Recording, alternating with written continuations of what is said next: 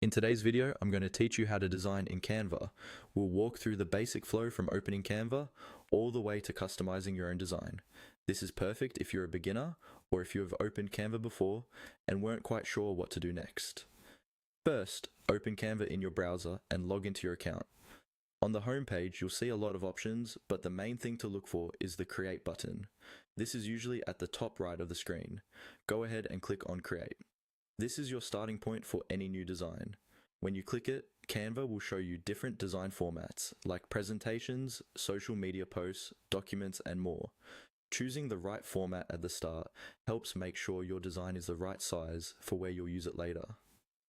Next, you'll be asked to select what kind of design you want to make. For example, you might choose an Instagram post, a presentation slide, or a custom size if you already know the exact dimensions you need. Take a moment here to think about your purpose. If you're posting on social media, pick the specific platform.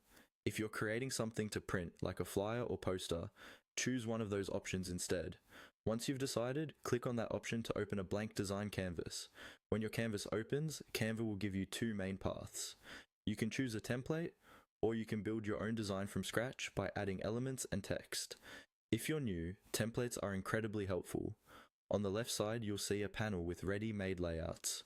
Scroll through, click one you like, and it will automatically apply to your canvas. You can then change the text, colors, and images to match your style. If you want more control, start with a blank page. Use the Elements tab on the left to add shapes, lines, icons, and graphics. Then click on the Text tab to add headings, subheadings, or body text. You can adjust fonts, sizes, and colors using the toolbar at the top. Try to keep things simple and consistent.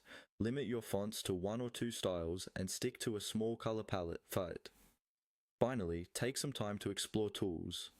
Play with features like alignment guides to keep everything neatly lined up, the upload option if you want to add your own photos or logos, and the background settings to change colors or add images behind your design. As you explore, you'll quickly get more comfortable and start discovering your own style inside Canva.